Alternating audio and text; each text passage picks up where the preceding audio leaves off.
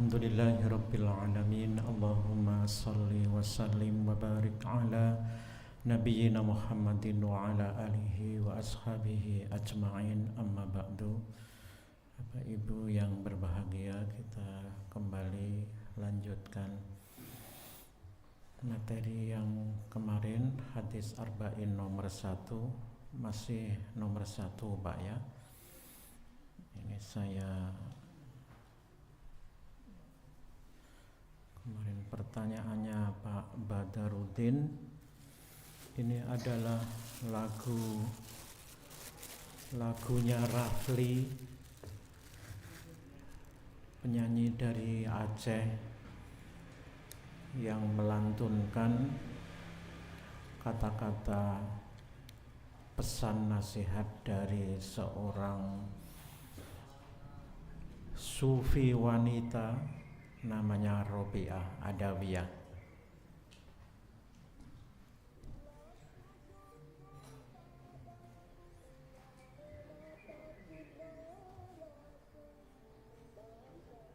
Dengan apinya, bila sujud kepadamu karena takut neraka, bakar aku dengan apinya. Bila sujud kepadamu karena tambah surga, tutup untukku surga itu. Namun bila sujudku demi engkau semata, jangan palingkan wajahmu. Aku rindu menatap keindahanmu. Aku rindu menatap keindahanmu.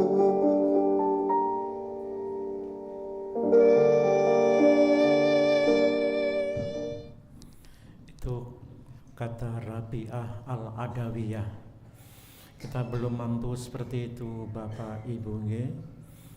Barangkali ini juga bisa menjadi pengingat bagi kita. Kalau belum bisa mampu seperti beliau Rabi'ah Adawiyah.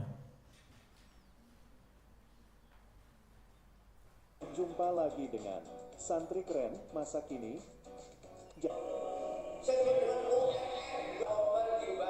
Dan bunyikan loncengnya. Di luar penjaga korban dibayar, organ dibayar, guru dibayar, paling kelas dibayar, panitia ujian dibayar, Pak Kiai dibayar. Sesuai dengan UMR, bangkrut gitu urusan.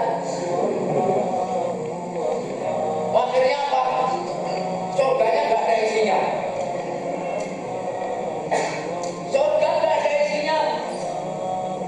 Karena apa? Orang bekerja untuk upah. Orang bekerja hanya untuk upah. Bekerja niatnya pokoknya upah. Kalau tidak ada upah maka tidak bekerja. Itu orang bekerja untuk upah, surganya rendah sekali. Ini belum tidak seperti Robi'ah Adawiyah tadi, masih ada kesempatan ke surga, tapi surganya rendah. Bapak Ibu sekalian, kembali kepada yang kemarin, niat ini, Pak ya. Niat ikhlas itu apa toh Bapak Ibu?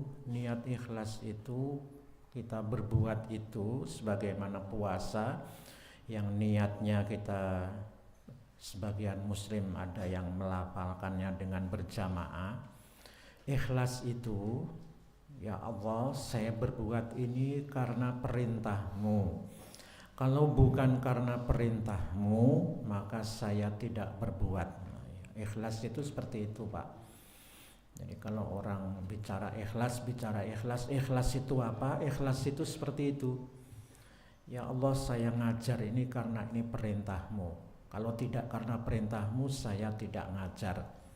Ya Allah, saya menolong orang ini karena perintahmu. Kalau tidak karena perintahmu, maka saya tidak akan nolong dia. Jadi ikhlas itu seperti itu, Bapak Ibu. Baginda Rasulullah, nantinya tentang ilmu Pak ya, kita awali dulu dari sini. Innamal a'malu binniyat kemarin. Niat itu pekerjaan hati Bapak Ibu. Niat itu pekerjaan hati. Jadi makanya harus selalu ditata niatnya. Boleh jadi niatnya belum betul, tidak mengapa. Masih ada kesempatan dibetulkan, diluruskan niatnya itu. Orang bisa berbuat, nanti Bapak mohon maaf saya bukakan tapi tidak saya baca semua. Nanti panjenengan bisa lihat sendiri di Google, diketik saja orang mati syahid masuk neraka. Orang mati syahid bisa masuk neraka. Tapi sebaliknya ada orang yang tidur di atas kasur, tapi karena dia niatnya benar, kita sampaikan itu, dia tidur di atas kasur, kemudian mati, maka dia mendapatkan pahala seperti orang mati syahid. Hari akhir ada surga neraka, orang syahid masuk neraka. Ini hadis diriwayatkan oleh Imam Muslim. Apakah Al-Bukhari juga meriwayatkannya? Ini Muslim dalam kitab Imarah, kepemimpinan, bab mangqatala lirriya'i was sum'ati. Siapa yang perang karena pengen dilihat orang, pengen dipuji orang, istahaqqon nar. Orang begini akan dapat neraka, pemilik neraka. Imam An-Nasai dalam kitab Jihad, mangqatala liyuqala. Siapa yang perang hanya untuk dikatakan. Dikatakan fulan jari, ini orang pemberani. Imam Ahmad dalam musnadnya, Imam Al-Baihaqi, hadis ini disahihkan oleh Al-Hakim, Al-Zahabi juga mensahihkannya. Inna awalan nasi yuqdha yaumal qiyamati rajulun ustushhida.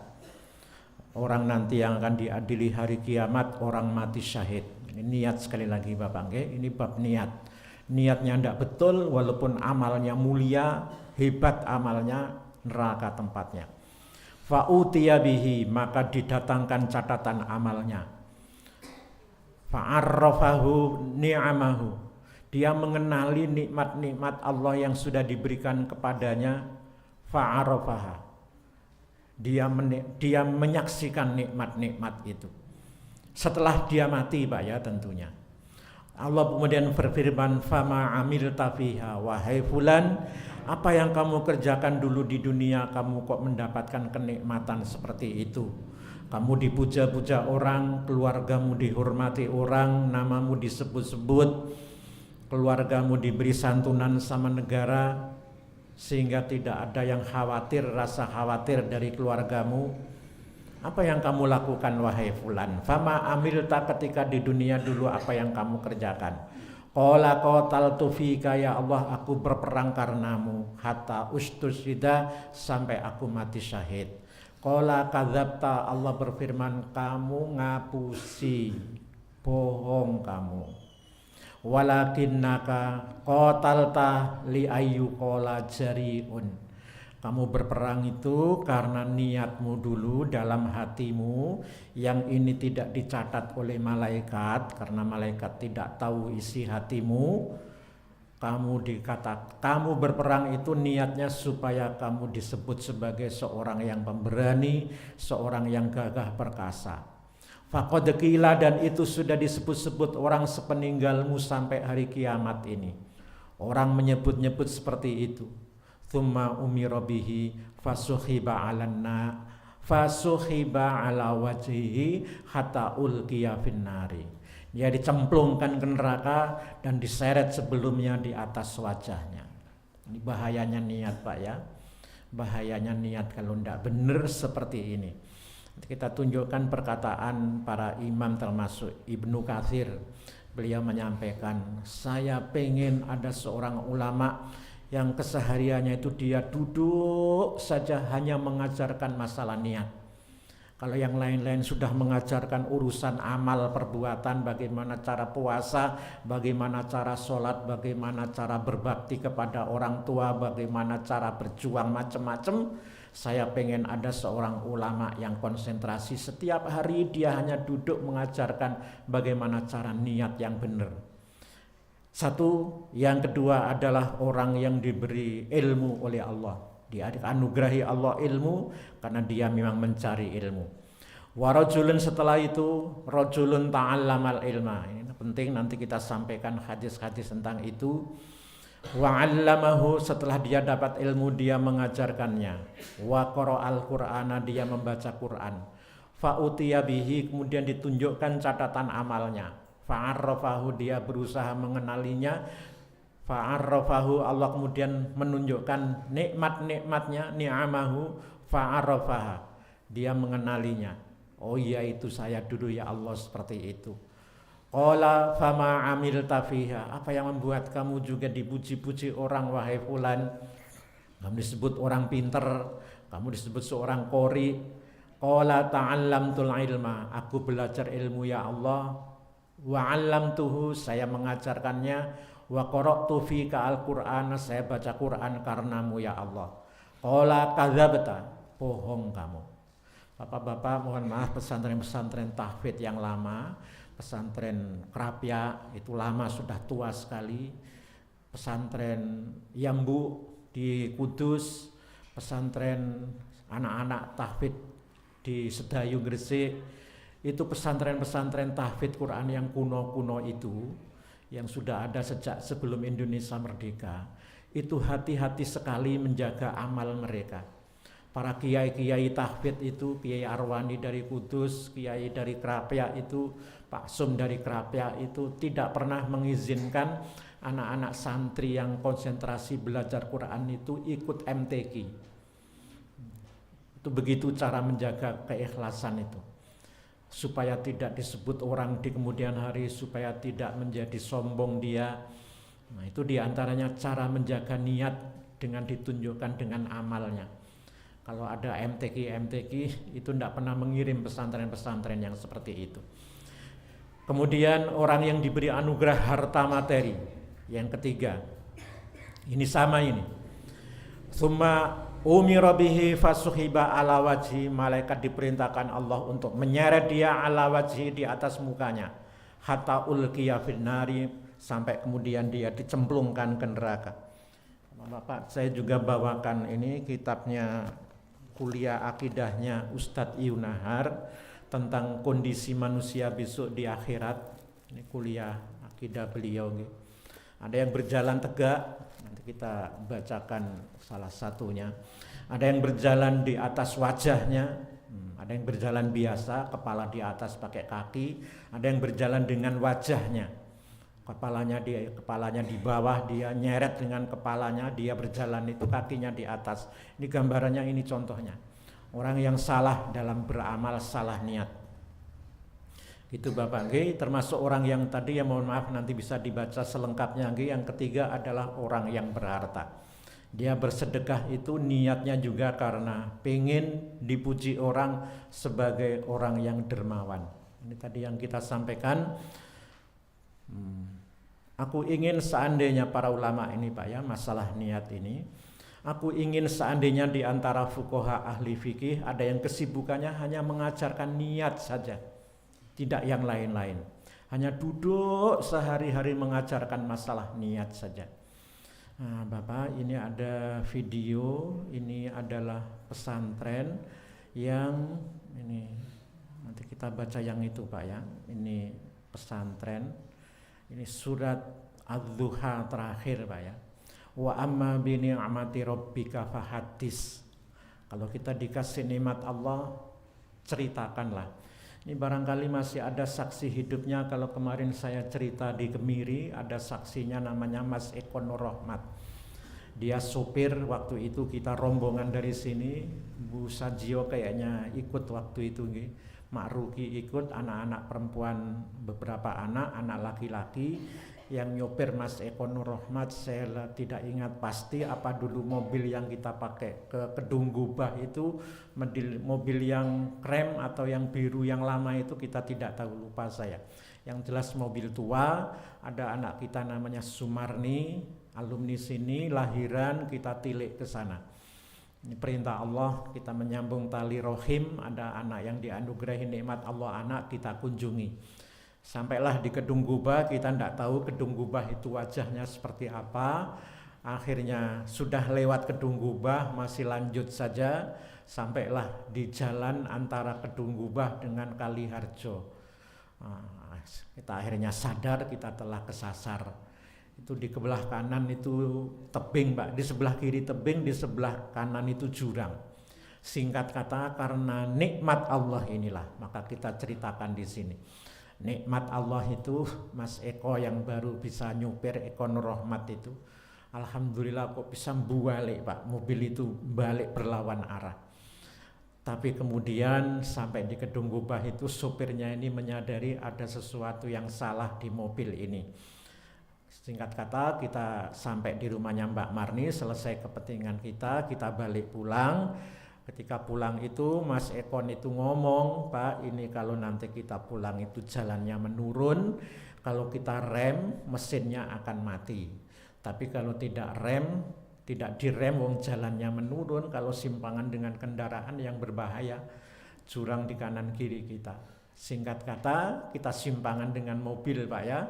Ya akhirnya sama sopirnya secara spontan ya direm sama dia, mobil mati. Akhirnya yang kendaraan yang simpangan itu tahu mobil kita mati, turun, Pak. Ternyata dia adalah bengkel. Yang dari Purworejo ini ditelepon ada mobil mogok di atas sana. Nah, singkat kata dia bilang, tolong tunggu Mas, nanti setelah dari atas saya akan bantu. Singkat kata kita nunggu di hutan Jelok situ, Pak ya. Saya ngomong sama yang di mobil itu, aduh ini sudah malam ini kita belum makan. Nanti kalau ada warung makan masih buka, yang masih buka, okelah nanti tak traktir gitu. Singkat kata, Pak ya, akhirnya mobil tadi bengkel itu turun, memperbaiki mobil kita, tahu ada tulisan panti asuhan tidak mau dibayar. Akhirnya kita terima kasih, kita lanjut perjalanan pulang. Singkat kata, bakso depan SMP 4 itu masih buka. Singkat kata, yang masih sehat-sehat turun makan, yang mabuk-mabuk masih di mobil, tidur di mobil. Nah, yang di mobil kita bungkuskan. Selesai makan, istri saya mau bayar, kasirnya ngomong, Bapak mohon maaf tadi sudah dibayar sama bapak-bapak tadi. Nah itu Pak, putranya Pak Bukhori itu. Nah gitu ceritanya begitu. Nah itulah Bapak, kalau niat kita baik tidak mencari tidak pengen dipuji orang, tidak pengen, niatnya semata-mata ya silaturahmi, ini perintah Allah begitu, itu hasilnya. Kalau ada yang baik-baik begitu, nikmat Allah jangan diingkari, jangan disembunyikan, ceritakanlah. Fahadits. Nah ini Pak ya, ada pesantren yang diberi anugerah Allah, alhamdulillah sampai hari ini dia maju dengan pesat. Pesantren ini usianya hari ini 13 tahun. Belum genap mungkin Pak ya, karena ini baru tahun awal, bulan awal.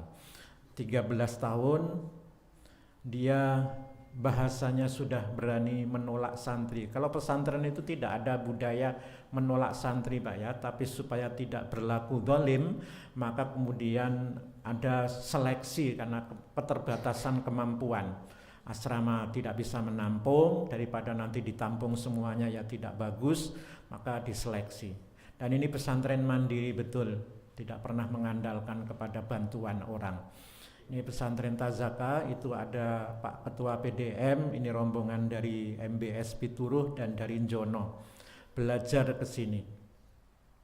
Kita bukakan videonya. Ini gambarannya Pak ya, itu tadi kan baru satu mukanya pondok seperti itu, umurnya 12 tahun.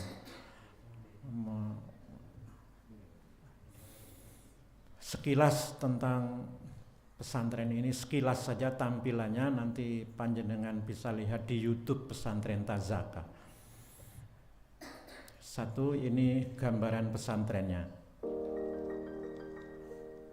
Memiliki banyak keunggulan dan keistimewaan agar pondok benar-benar menjadi tempat untuk Kenapa dia milih lembaga pendidikan pesantren? Pesantren itu bagi Pak Kiai pendirinya adalah lembaga pendidikan yang paling hebat.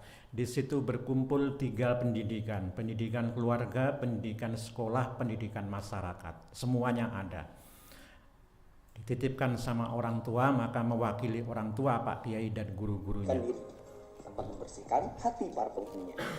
Bentuk pendidikan yang menjadi pilihan Pondok Modern Tazaka ialah pesantren, karena diyakini memiliki banyak keunggulan dan keistimewaan, di mana di dalam pondok pesantren tercipta pusat pendidikan yang terpadu, yaitu pendidikan keluarga, sekolah, dan juga masyarakat.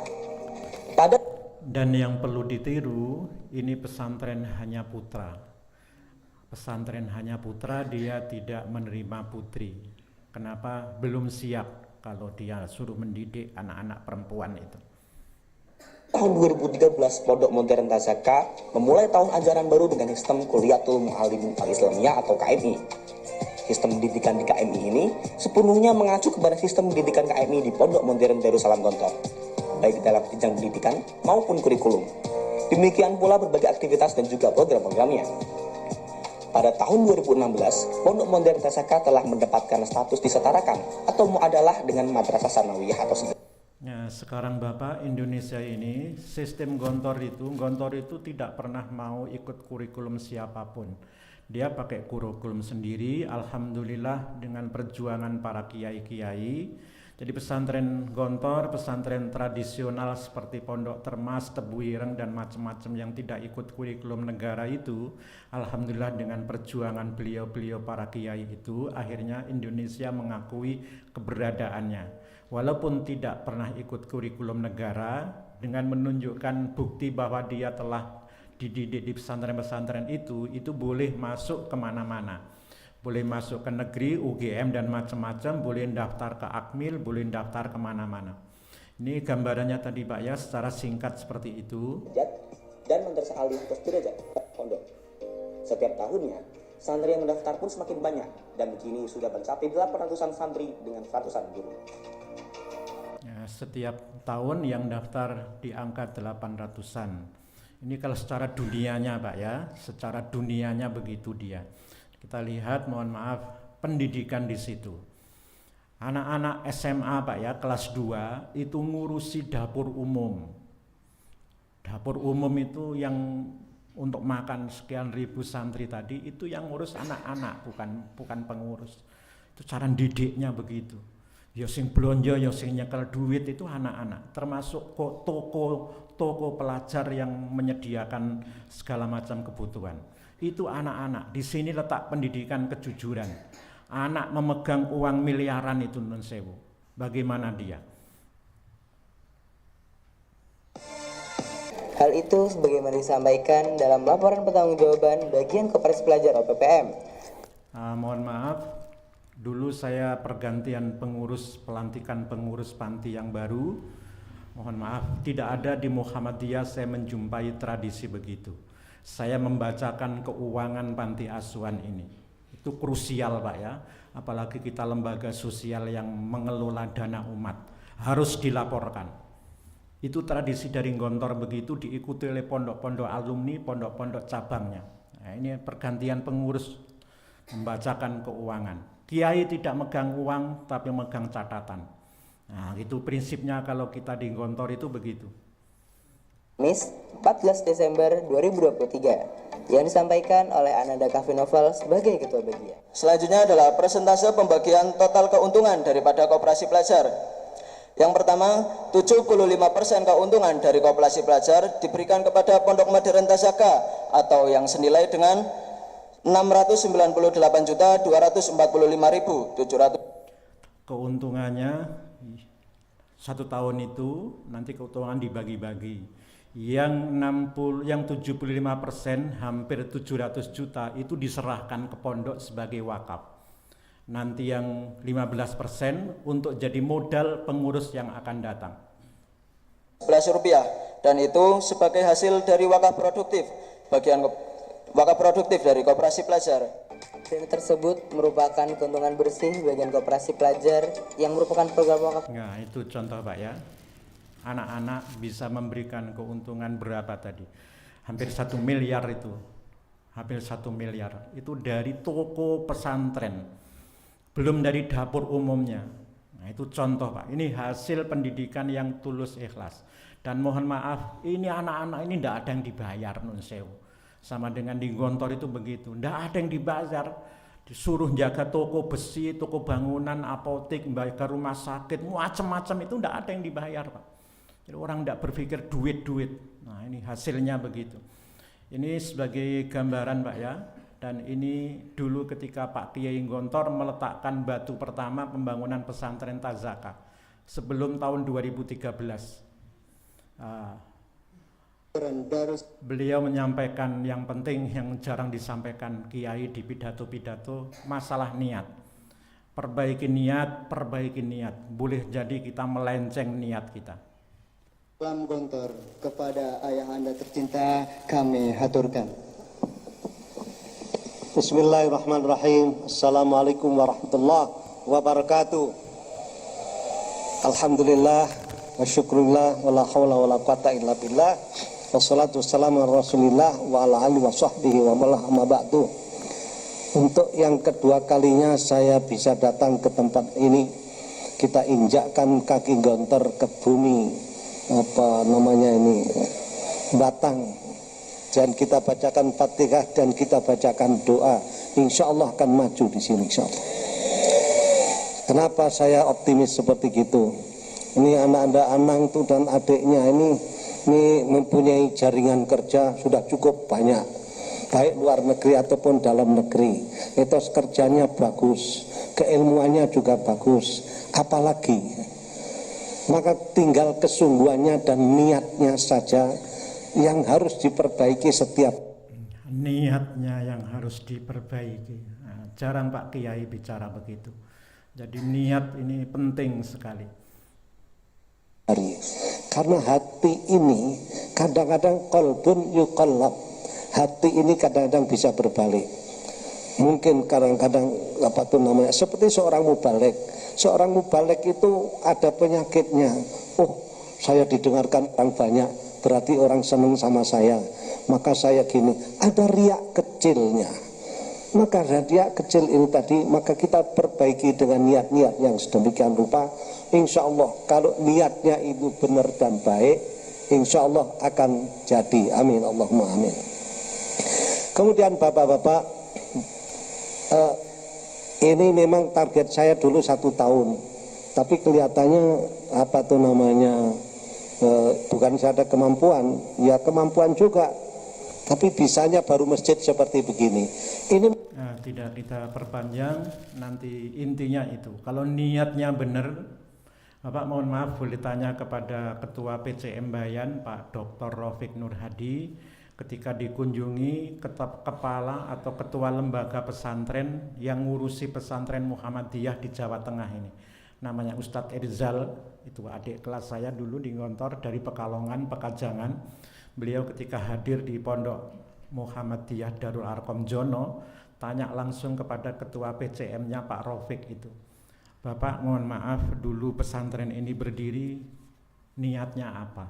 Nah itu selalu yang penting niat itu Pak. Nah itu kalau mohon maaf itu kalau didikan pesantren kami begitu. Niat itu penting sekali. Dan Pak Rafiq cerita kepada saya, aku Pak Nifan langsung teratap gitu, ditanya begitu. Terus Pak Rafiq nanya balik, kenapa Ustadz kok nanya masalah niat itu? Mohon maaf Pak Rafiq, saya kok tidak merasakan aroma pesantren di tempat ini. Jadi kok baunya seperti bukan bau pesantren, rasanya seperti bukan rasa pesantren. Akhirnya Pak Rafiq menyampaikan, ini pesantren ini niatnya dulu didirikan Pak karena SMP-nya semakin lama muridnya semakin habis, maka untuk mendongkrak jumlah murid kita buatlah pesantren ini. Pak Irzal dari Pekalongan itu, Kepala Lembaga Pesantren Muhammadiyah Jawa Tengah, beliau berkomentar, ya sudah Pak, kalau begitu, kalau niatnya sekedar itu ya ndak apa-apa, tapi nanti hasilnya ya hanya sekedar itu. Nah, gitu contoh Pak ya. Jadi mohon maaf sekali lagi, niat itu penting sekali. Tolong Mas dibacakan ini Mas, tak tunjukkan halamannya. Ini kata yang ditulis oleh Ustadz Yunahar di buku beliau, coba dicari halaman mungkin sekitar 40 Mas, 40 yang angka 8. Ini judulnya tentang gugur syahadat orang, syahadat gugur gara-gara 20 perkara. Yang nomor 8 Mas, mencintai kehidupan dunia melebihi akhirat. Ketemu? Baca, tolong dibaca. Mencintai kehidupan dunia melebihi akhirat atau menjadikan dunia segala-galanya. Nah itu Pak ya, ini bisa menggugurkan syahadat. Kalau orang Islam syahadatnya sudah gugur, kita tahu sendiri statusnya dia seperti apa. Kalau dunia itu dijadikan takaran dia, pokoknya dunia, dia tidak mikir yang lain-lain, gugur syahadat orang itu. Dasarnya Mas, ayatnya tolong dibaca surat surat Ibrahim. Allah Subhanahu wa taala berfirman, Allahilladzi lahu ma fis samawati wa ma fil ardi wa wailul lil kafirin min adzabin syadid. Ini disebut kata kafir. Celakalah orang kafir. Singkat kata begitu. Celakalah orang kafir. Siapa orang kafir itu? Lanjut Mas. Alladzina yastahibbuna al-hayata ad-dunya 'ala al-akhirati wa yasudduna 'an sabilillahi wa yabghunaha iwajan ulaika fi dhalalin ba'id. Siapakah yang disebut orang kafir yang gugur syahadatnya tadi itu? Ayat 3 mengatakan, Allah menyampaikan, yaitu orang yang lebih menyukai kehidupan dunia daripada akhirat. Nah, ini Bapak sekalian, niatnya sampai ke sana Pak ya. Kalau nun sewu Muhammadiyah itu kaderisasinya jalan, insya Allah lebih selamat kita Pak. Bagaimana kok kaderisasi jalan kita lebih selamat itu? Ini saya bawakan ini bukunya Pak ya. Judulnya Reformasi Kaderisasi. Di sini ada wawancara dengan Pak Agung Danarto. Semua orang Muhammadiyah menyadari, sadar orang Muhammadiyah. Lembaga-lembaga Muhammadiyah ini gagal menciptakan kader. Bagaimana kaderisasi harusnya jalan itu Bapak? Rumah sakit itu jangan seperti pabrik. Hanya bangun gedung terus engkau woro-woro, dicari perawat, dicari dokter. Itu namanya manajemen pabrik. Muhammadiyah ini bukan pabrik. Muhammadiyah ini punya ideologi yang harus dipegangi orang yang di dalamnya. Mula dulu rumah sakit Aisyah itu, mohon maaf ini ya karena sudah ganti manajemen, saya ceritakan itu nun sewu. Bagaimana orang kok seperti itu? Itu rumah sakit yang mendirikan ibu-ibu Aisyah. Aisyah itu punya gawe acara wisata dakwah di alun-alun. Ketua Aisyah waktu itu Bu Humairotun. Rumangsa ibu-ibu ini nun sewu Pak ya, rumangsa duwe toko. Tokonya ini sama yang punya ini arek duwe gawe, lah dijaluki bantuan dana kok ngomongnya kok dijaluki terus. Kok dikit-dikit minta dana, dikit-dikit minta dana. Akhirnya dikasih 500.000 Pak. Sama Bu Humairotun dibalikke. Nek 500 aku ora perlu njaluk kowe. Aku yo duwe ning dompetku 500. Nah, itu gambarannya begitu Pak. Karena yang di kepalanya mereka dengan di kepala ibu-ibu Aisyah itu ndak sama. Itu toko kita. Lah kok yang punya toko malah ndak pernah dapat apa-apa. Nun sewu nggih. Itu di mana akhlaknya orang begitu itu. Jadi Muhammadiyah itu sering begitu Pak, didolimi begitu. Kita buat toko, kasarannya kayak gitulah Pak. Buat toko, tekan gone sing menikmati toko itu pegawai yang di dalamnya itu. Muhammadiyah ora oleh apa-apa. Itu gagalnya kaderisasi di situ. Coba kalau disiapkan mengirim orang, dawang bangun gedung miliatan Jono itu iso kok. Kemarin saya sampaikan sama Pak Ari, Mas Ari di sini. Kalau di Gontor itu Pak, ndak ada Pak Kiai itu ngomongnya begini, wes pokoknya masuk pondok, nanti ndak usah mikir biaya. Ndak pernah ngomong begitu Kiai itu. Masuk, Bapak kerja keras, niat yang benar, anaknya dipondokkan dengan benar, insya Allah Allah akan memudahkan rezeki panjenengan. Ngomongnya begitu, jangan mengasih janji-janji, ora usah mikir bayarane, remuk pondok ora mikir bayarane. Akhirnya tunggaan uang makan di Jono itu jutaan, ratusan juta itu. Saya yang begini saya ceritakan juga Pak. Jadi kita jangan, kalau ada saudara yang merasa susah begitu, nanti ya kita bantulah. Tapi ini pelajaran bagi kita. Guru juga begitu, disiapkan guru itu. Bukan dicari lowongan. Saya sedih sekali Pak ya, alhamdulillah sudah tidak di SD Muhammadiyah sana. Gurunya itu, anak saya jemput anak saya di SD Baledono sana itu, di belakangnya ada ibu-ibu pakai helm. Ternyata anak saya ngomong, itu bu guru saya Pak, masuk gurumu ora kudungan. Saya penasaran Pak, tak salib itu. Oh ternyata betul. Lah masuk guru Muhammadiyah lewat jalan raya ora kudungan. Nah, itu kan tidak sama kepala kita dengan kepala mereka. Itu disiapkan Pak. Mohon maaf makan sewu Mas Sajid, kita satu frekuensi dulu ya. Saya Mas Sajid Pak Sajio itu satu frekuensi dulu, ketemu dengan frekuensi yang sama. Kita siapkan, ini namanya Mas Ari, ada namanya Mas Sutrisno, macam-macam itu.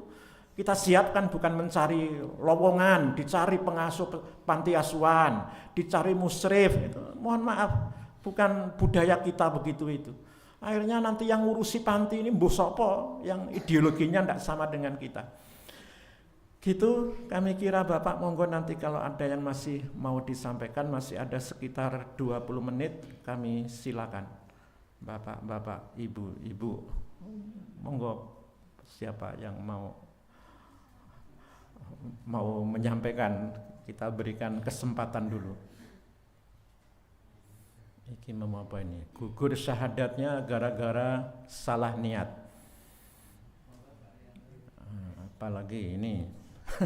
Dan saya monggo Bapak Ibu kalau ada yang monggo Pak nggih. Gugurnya syahadat yang lainnya tapi baru 2. Oh nggih. Oh ini jadi temanya bukan masalah niat lagi Pak, ya enggak apa-apa. Ini masalah gugur syahadat. Oke. Yang lain Pak, yang selain itu tadi yang nomor 8, coba Mas dibaca nomor 1 apa Mas? Oke Mas, nanti Bapak ini nggih, kita coba Mas nomor 1 Mas. Bertawakal bukan kepada Allah Subhanahu wa taala. Ini nun sewu Pak, mohon maaf Pak ya. Tawakal itu kemudian prakteknya seperti apa? Ini sekali lagi saya mohon maaf ya. Bapak nggih, yang saya contohkan kok ini Pak Nifan kok yang dari dicontoh itu terus gitu ya. Mohon maaf. Jadi bukan karena saya lama di sini Pak. Jadi saya itu moto Pancajiwa ini Pak. Ini Pancajiwa Pondok Modern Darussalam Gontor sejak 100 tahun yang lalu. Nomor 1 keikhlasan Pak. Keikhlasan. Di sana jelas sekali. Guru-guru tidak ada yang dibayar. Kiai tidak ada tunjangan kiai, tidak ada.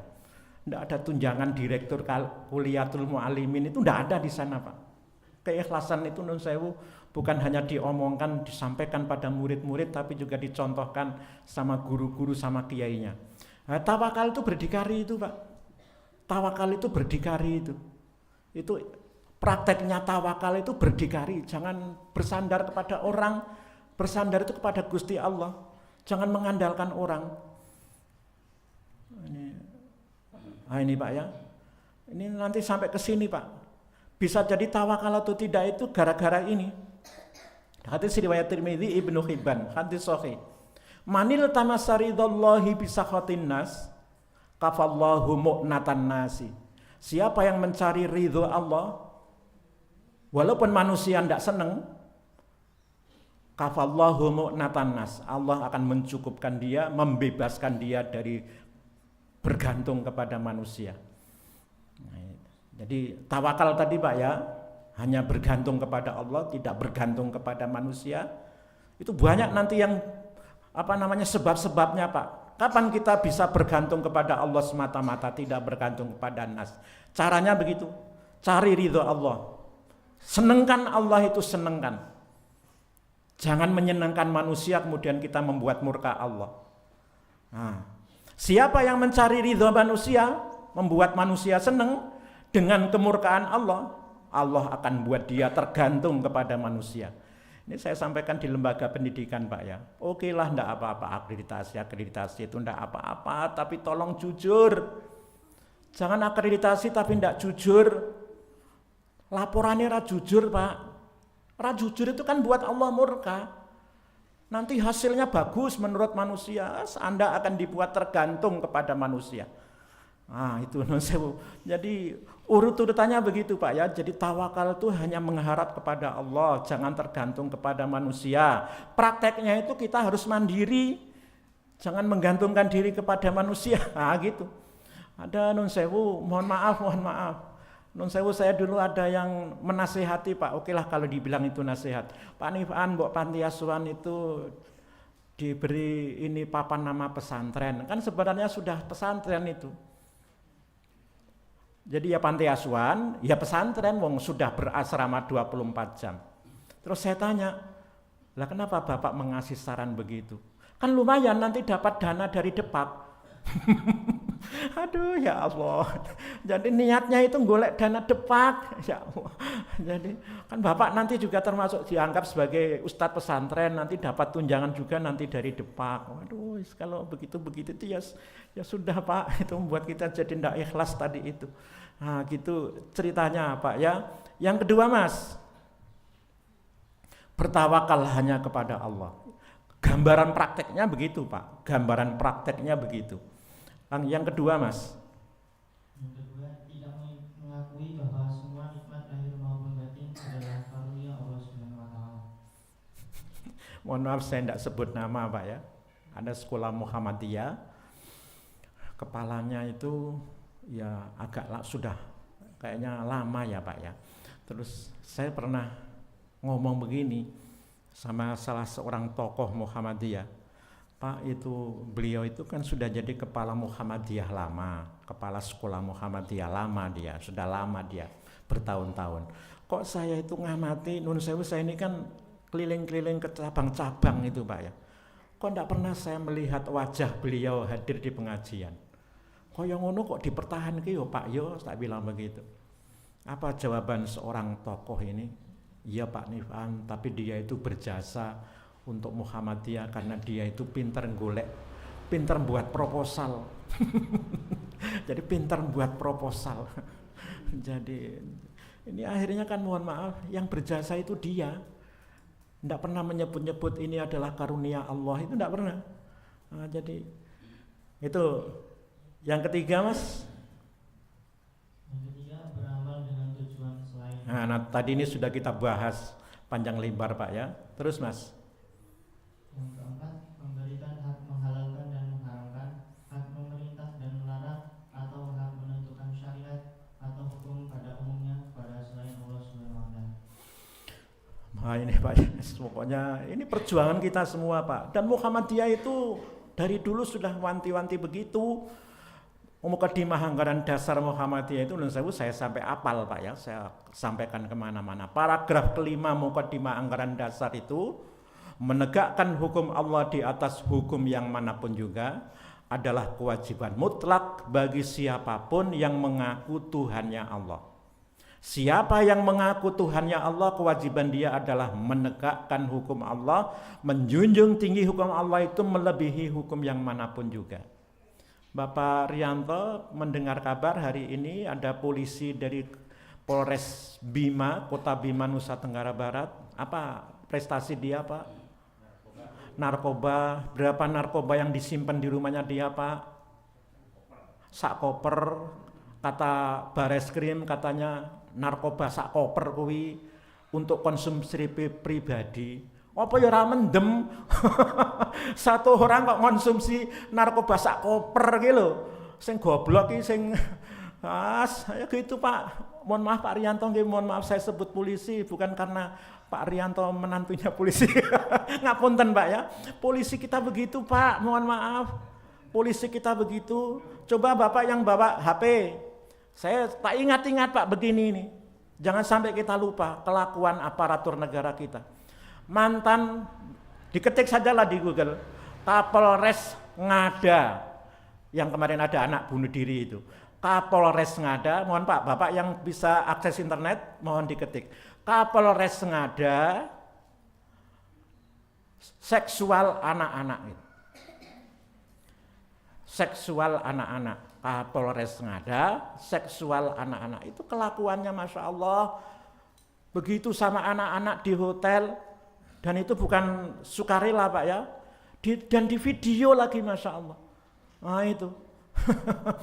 Gitu itu kita memberikan orang-orang seperti itu hak untuk menentukan hukum di negeri ini. Kepanggih Pak. Ketemu Bapak Kapolres Ngada. Ngada itu NTT Pak ya. Seksual anak-anak gitu. Ketemu Bapak. Hah? Betul Mas? Itu kelakuannya Masya Allah. Segala kejahatan itu dilakukan oleh mereka. Segala kejahatan itu. Waduh, begitu mereka disuruh ngurusi kejahatan ya gimana? Penjahat kok disuruh ngurusi kejahatan itu. Ya, jadi yang kelima Mas, yang kelima. Terus Nun Sewu Mas Ari, diapakan itu polisi yang begitu itu, Kapolres loh itu. Bukan polisi acak-acak itu, diapakan orang itu? Berapa? 19. Barangkali dia sudah dapat, itu kan sudah tahun berapa itu. Nanti 17 dikasih dikeringanan lagi, dikasih potongan lagi begitu. Aduh, itu apa ya? Itu korbannya enggak satu Pak. Enggak satu itu korbannya. Begitu itu. Saya dulu aja Pak ya, di sini ada, mohon maaf di SLB itu ada kasus, alhamdulillah itu belum kejadian gitu.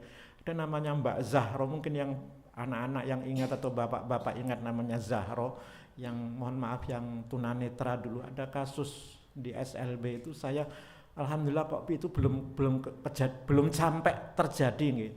Tapi sudah seperti itu. Itu saya waktu hasilnya itu belum kita tahu.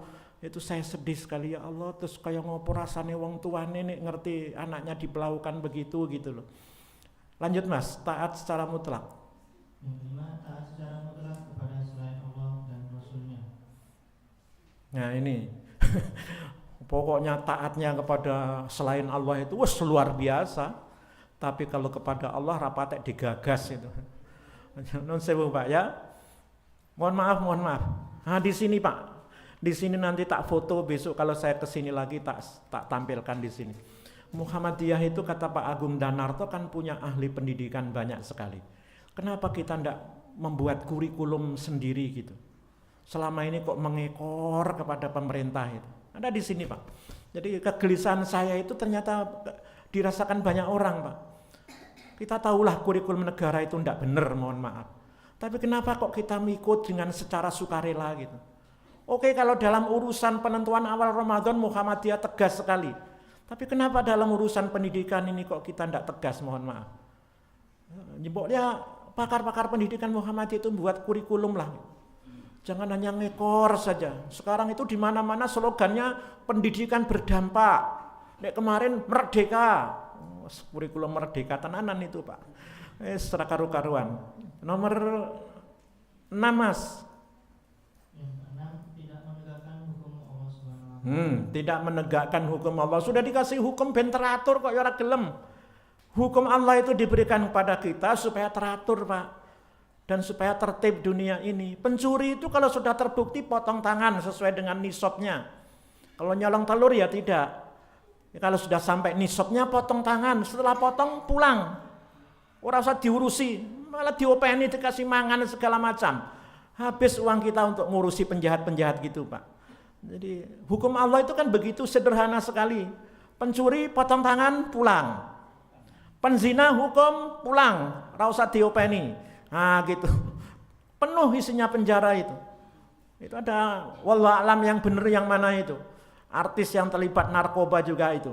Katanya di penjara itu mohon maaf malah terjadi transaksi dan melibatkan para petugas di sana itu. Jadi kan termasuk yang dihukum mati itu Pak ya, dulu siapa itu mohon maaf yang akhirnya masuk Islam orang dia sebelum mati itu kan dia mengendalikan bisnisnya dari dalam penjara itu. Jadi kalau sudah terbukti mohon maaf, kalau tingkatannya memang layak hukum mati wis, tidak usah mlebu penjara. Nah, mati kubur selesai. Nanti malah nambah kejahatan dia di sana. Nomor 7 Mas. Yang ketujuh, membenci Islam seluruh atau sebagiannya. Hukuman pencuri kok dipotong tangan iki ya Allah. Hukuman kok kejam seperti itu ya. Wah ini sudah mulai itu Pak. Membenci hukum Allah itu, membenci Islam sebagian itu. Dikatakan hukum Allah itu kejam katanya. Hukum Allah itu tidak manusiawi katanya begitu. Nah, benci sebagian nanti lama-lama seluruhnya. Nomor 8 ya tadi itu sudah nggih, nomor 8, nomor 9.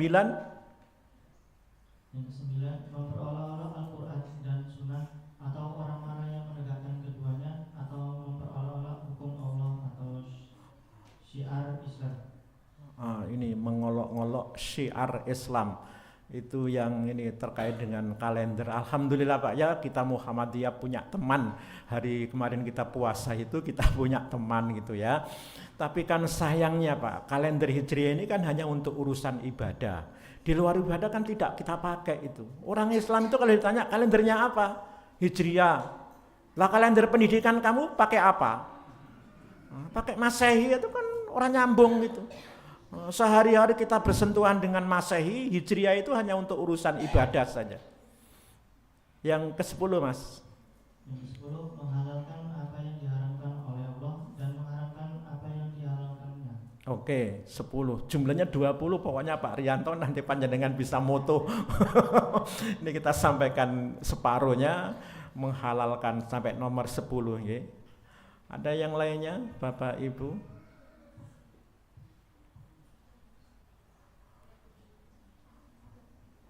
Jam 6.27. Oke, 20 gambar. Niat tadi sudah, syahid. Ini niat tadi yang belum apa Pak ya. Ini terakhir, besok kita ganti nomor. Mas Ariful nomor 3 ya. Apa nomor 2? Manut.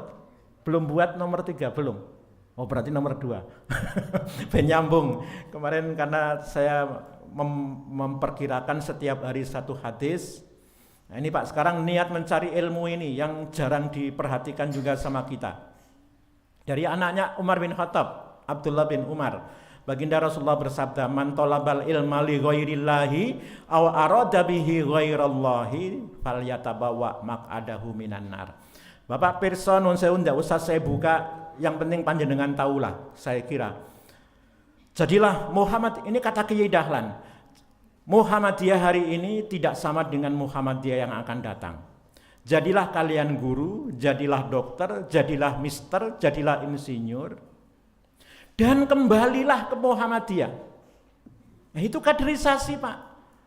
Kita ngirim anak-anak Muhammadiyah ini kurang piro, guru kurang piro.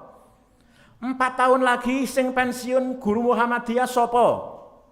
Disiapkan sekarang. Besok jadi guru, balik ning Muhammadiyah. Nah gitu. Sehingga anak-anak yang belajar ilmu keguruan ini kalau ditanya, kamu niat kuliah keguruan itu apa? Saya menjalankan amanah dari Muhammadiyah. Titik. Ora ono alasane yo kanggo golek gawean, ora ono.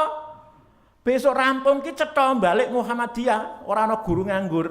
Nah gitu Pak. Jadi itu sewu, itu banyak yang kita ndak perhatikan Pak ya, pesan-pesan Kiai Dahlan yang begitu itu. Jadi kok malah akhirnya apa jenenge gurune NU terus disuruh mlebu Muhammadiyah. Kon ngaji ning Muhammadiyah angel, kon poso bareng Muhammadiyah yo angel. Jadi satu. Yang kedua, ini kemarin sudah saya sampaikan ini yang hadis ini. Jadi siapa yang mencari ilmu karena niatnya bukan karena Allah, maka dia telah mempersiapkan tempat duduknya di neraka. Hadis riwayat Ibnu Majah. Ini kemarin sudah saya sampaikan, yang dicari dunia, mencari ilmu kok yang dicari dunia, maka dia tidak akan mendapatkan bau surga. Nah, bisa dibayangkan Pak ya, bau surga saja tidak dapat, terus di mana dia tempatnya. Bapak-bapak mohon maaf, jadi niatnya begitu. Bapak kan nun sewu pirsa nggih, negara itu tidak pernah buka lowongan PNS untuk urusan pajak nggih. Betul Pak Nirman nggih. Sudah disiapkan sama negara nggih di sekolah-sekolah kedinasan itu nggih. Harusnya begitu Pak. Jadi pendidikan itu harusnya begitu. Jadi ora kok ngumpul ke mahasiswa sebanyak-banyak itu nanti jadi pengangguran, enggak begitu. Tahun ini mohon maaf, fakultas keguruan di seluruh Indonesia itu harusnya nerima berapa mahasiswa. Harusnya begitu. Tahun ini itu ngitungnya Pak, 4 tahun ke depan guru yang pensiun itu berapa. Maka tahun ini menerimanya sebanyak itu. Terus digembleng tenanan. Digembleng tenanan Pak. Bukan kemudian sopo wae mlebu trimo, terus engkau tamat nganggur, bukan begitu. Jadi sesuai kebutuhan. Kenapa kamu masuk kuliah sini? Karena negara masih butuh. Saya nanti akan tamat, akan jadi guru. Nah gitu. Nah, kan enggak ada Pak ya, dicari orang yang negara butuh sekian polisi, dicari kan enggak ada. Jadi sudah disiapkan begitu. Tapi sayangnya ya itu tadi Pak, orang digembleng tenanan ternyata. Jadi hasilnya mohon maaf polisi kita seperti itu. Nah, ini maka nanti anak-anak kita kalau ada yang mau jadi polisi Mas Ari diseleksi. Sopo sing punya kemampuan nanti daftarkan, niatnya apa? Saya akan benahi kepolisian yang begitu itu. Masa orang sing nabrak jambret kok malah jadi tersangka itu loh. Terus keluarga jambretnya ya ora ndizin, ngomong ning televisi ora ndizin. Kami ini juga manusia. Kalau bapak kami mati terus kami bagaimana? Itu keluarga jambret kok ora ndizin. Nah gitu Pak. Ini ada mohon maaf Pak, ini namanya Pak Adian Husaini. Dulu tahun 2005-2010 beliau adalah anggota Majelis Tabligh Muhammadiyah, pernah hadir di Purworejo, dulu ada pelatihan mubalik di sini. Beliau nulis buku Jangan Kalah Sama Monyet. Judul bukunya itu, Jangan Kalah Sama Monyet. Isinya itu tentang adab mencari ilmu. Bagaimana orang itu mencari ilmu, niatnya seperti apa. Nah, beliau menyampaikan kalau niatnya hanya untuk sekedar hidup, tidak pernah punya kepinginan membuat prestasi, hanya sekedar hidup, itu monyet. Kalau niatnya ingin mencari kerja, itu kerbau. Karena kerbau itu ya bekerja, tapi jangan kalah sama kerbau. Kerbau itu kerja tanpa cari ilmu kok, tanpa sekolah. Nah, kita ini manusia, bukan monyet, bukan kerbau. Itu kata Pak Adian Husaini. Nah, ini sekarang Mas Ari tahu siapa beliau ini? Mas Ariful tahu? Siapa Mas? Wah bagus. Dulu anggota Majelis Tabligh kok sekarang jadi ketua Dewan Dakwah Islamiyah itu. Ya, ini mohon maaf, ini kayaknya Muhammadiyah juga kurang jeli, mohon maaf. Jadi sekarang beliau menjadi ketua Ormas Islam namanya Dewan Dakwah. Dewan Dakwah itu organisasi Islam yang dulu didirikan oleh Pak Muhammad Nasir Pak ya. Nah, dulu saya mohon maaf diajak salah seorang tokoh Muhammadiyah di sini untuk bergabung dengan Dewan Dakwah juga. Saya bilang mohon maaf Pak, kaki saya ini hanya 2, tidak bisa yang satu di Muhammadiyah, satu di mana gitu. Terus diminta ikut bergabung di IKADI juga. IKADI itu miliknya PKS Mas, saya bilang Muhammadiyah ini tidak boleh. Kemudian kalau masuk politik ya sudah masuk sana, keluar dari Muhammadiyah, tidak bisa di sini di sana, tidak bisa. Ya nanti kan bisa meluangkan waktunya Pak, tidak harus. Ya pokoknya tidak bisa lah, tidak bisa begitu. Mohon maaf Pak ya, saya bersyukur alhamdulillah Muhammadiyah ini walaupun banyak kekurangan, Muhammadiyah ini sekali lagi walaupun banyak kekurangan, saya masih bersyukur Pak. Saya disuruh ngisi pengajian di IKADI Kabupaten Purworejo. Saya tanya, mohon maaf, ketua IKADI kabupatennya itu, Pak, Ketua IKADI nasional sekarang sopo? Lah kok ora ngerti. Jadi ibaratnya ketua PDM ning ora ngerti ketua pimpinan pusat Muhammadiyah. Iki kok lucu ya. Dan mohon maaf Mas Mahfud, itu di situ saya lihat itu orang-orang Muhammadiyah. Dan yang sering nongol di grup warga Muhammadiyah juga orang iki wong piye to yang jane Muhammadiyah ya ning kene kok ora dong. Jadi yang ngurusi majelis tabligh di cabang, yang ngurusi IKADI iki piye wong-wong iki kok ya ora dong. Tapi ya tadi itu Pak, saya masih bersyukur ya Pak ya. Di Muhammadiyah ini ya kita setidaknya tahulah ketua Muhammadiyah pusat sana Pak Haidar Nasir, ketua wilayah Pak Tafsir itu tahu. Ini kok organisasi opo iki kalau begini? Apa hanya ikut-ikutan gitu Pak ya? Itu kami kira Bapak, mohon maaf ada salah khilafnya, saya serahkan kembali kepada Mas pembawa acara. Besok insya Allah dilanjutkan oleh Mas Ariful. Assalamualaikum warahmatullahi wabarakatuh.